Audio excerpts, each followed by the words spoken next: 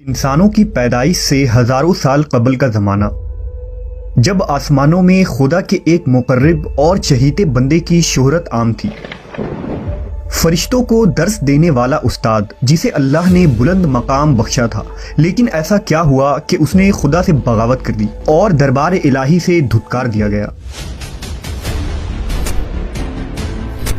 حضرت آدم علیہ السلام کی پیدائش سے قبل آسمانوں پر دو قسم کے مخلوق رہتی تھی، ایک نوری اور دوسری ناری۔ نوری مخلوق نور سے پیدا کیے گئے تھے جسے ملائکہ یا فرشتہ کہا جاتا ہے۔ یہ دن رات عبادت الہی میں مصروف رہا کرتے تھے اور ان کے یہاں نہ عورتیں ہوتی تھی اور نہ ہی ان کی نسل چلتی تھی۔ دوسری مخلوق ناری یعنی جنات تھے جو آگ سے پیدا کیے گئے ہیں۔ ان کی عورتیں بھی ہوتی تھیں اور ان کی نسل بھی خوب پھیلتی تھی۔ خدا نے انہیں اپنی حمد و ستائش کرنے کے لیے بنایا تھا۔ یہ سب اللہ کے آسمانی لشکر تھے۔ وہ اس مقصد کے لیے بنائے گئے تاکہ اپنے خالق و مالک کو جانیں، اس سے شادمان ہوں، ہمیشہ تک اس کی خدمت اور عبادت کریں۔ ایک مسلمان کے ایمان بالغیب کا تقاضا ہے کہ وہ ان تمام مخلوقات کے بارے میں جو کچھ قرآن و حدیث سے ثابت ہے اس پر بلا کسی کمی و بیشی اور شک کے ایمان لائے۔ انہی مخلوق میں ایک معزز ہستی عزازیل تھا۔ عزازیل کا مطلب ہے خدا کا عزیز۔ اسے اللہ نے دہکتے ہوئے آگ کے شعلوں سے پیدا کیا تھا۔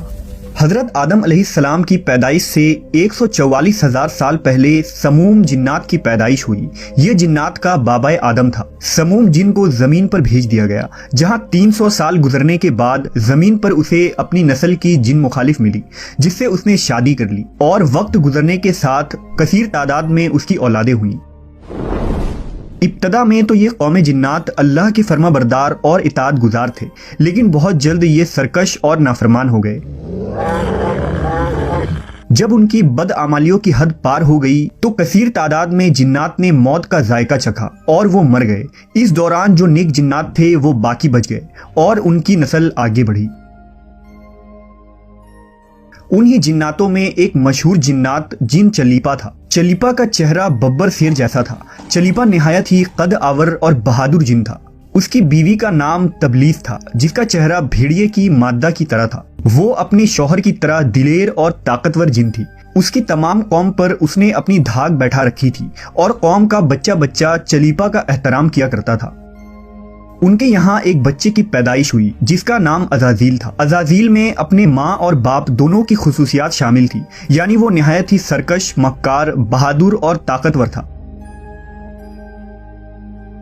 روایتوں کے مطابق قوم جنات کو دنیا میں بسایا گیا اور یہ حضرت آدم کی پیدائش سے 50,000 سال قبل کا زمانہ تھا۔ بہت جلد یہ جنات سرکش ہو گئے اور خدا کے نافرمان بن گئے۔ جب جھگڑے اور فساد سے زمین لرزا اٹھی تو آسمان سے فرشتوں کو حکم دیا گیا کہ جاؤ اور ان سرکش جنات کو مار پھینکو۔ لہٰذا اس کائنات میں پہلی خون ریز جنگ ہوئی،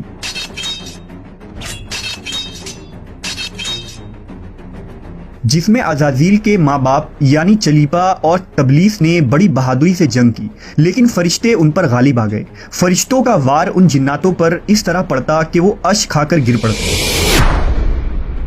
اسی جنگ کے دوران عزازیل کے ماں باپ مارے گئے اور قوم جنات کے سرکش جنوں کو قیدی بنا لیا گیا۔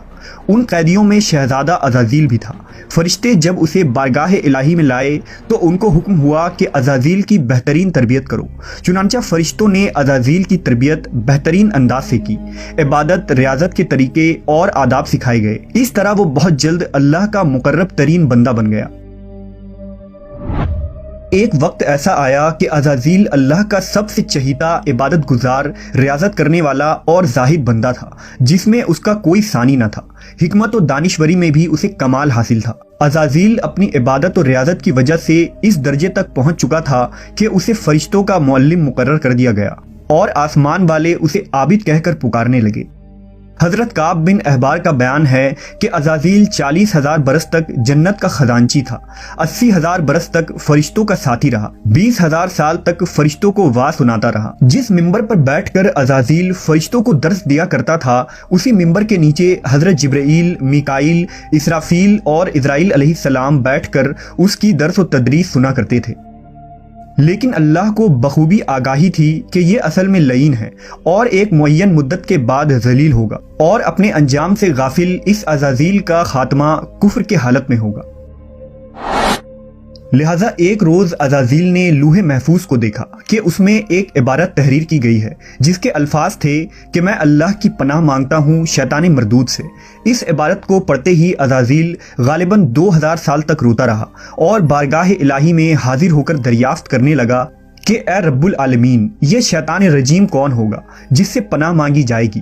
اللہ نے عرض کیا، ہمارا ایک ایسا بندہ جسے ہر نعمت سے سرفراز کیا جائے گا مگر ایک حکم نہ ماننے کی وجہ سے وہ مردود ہو جائے گا۔ عزازیل نے خواہش کی کہ میں اس ملعون کو دیکھنا چاہتا ہوں، جس پر اللہ کی جانب سے عرض کیا گیا کہ تو جلد اسے دیکھے گا۔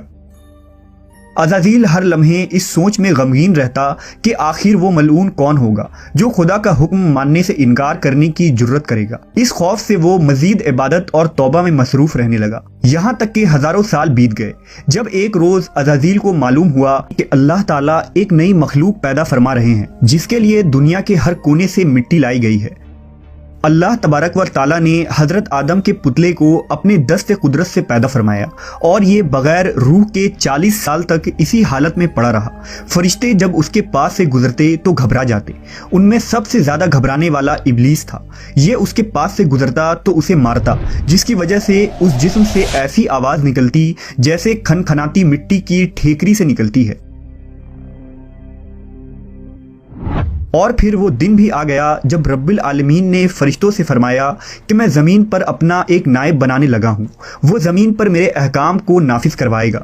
فرشتوں نے عرض کیا، اے پاک پروردگار، یہ زمین پر فساد برپا کریں گے اور یہ آپس میں خون ریزی کریں گے، جبکہ ہم تو دن رات آپ کی تسبیح کرتے رہتے ہیں اور آپ کی پاکی بیان کرتے ہیں۔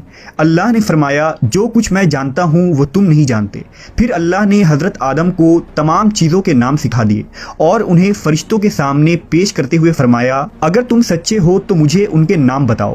انہوں نے کہا، تو پاک ہے، ہم تو اتنا ہی جانتے ہیں جتنا تو نے ہمیں بتایا ہے، بے شک تو بڑے علم و حکمت والا ہے۔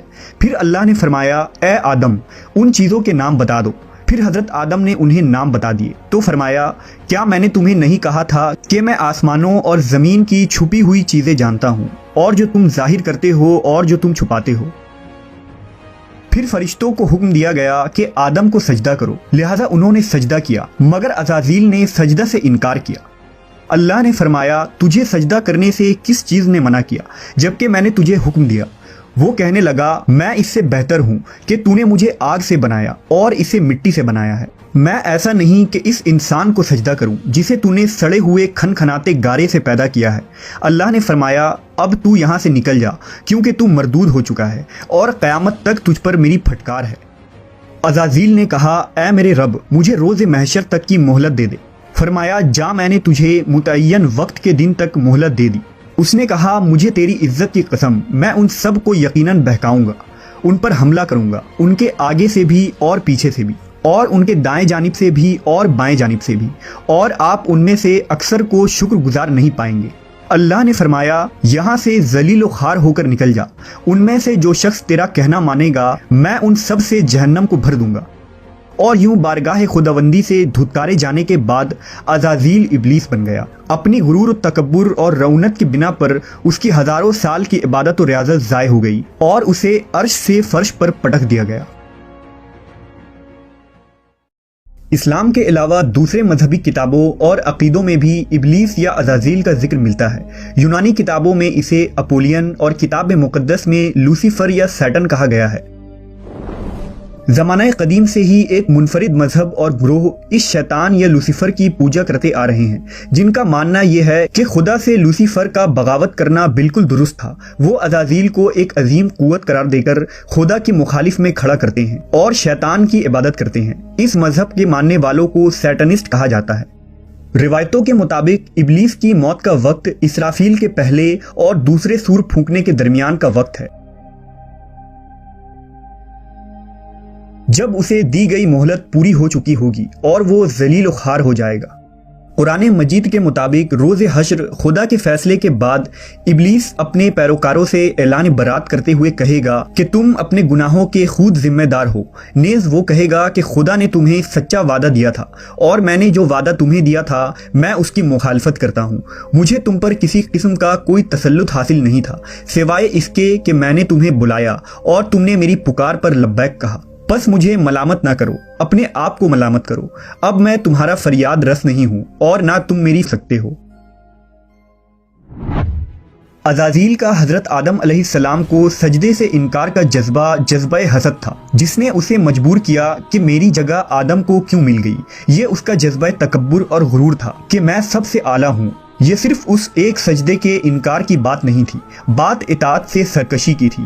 ابلیس نے دل میں خود کو رب مان لیا تھا۔ اس شرک عظیم کے نتیجے میں ابلیس تا قیامت رسوا اور لعنتی ٹھہرا اور اولاد آدم کو بھٹکانے کے لیے آزاد قرار پایا۔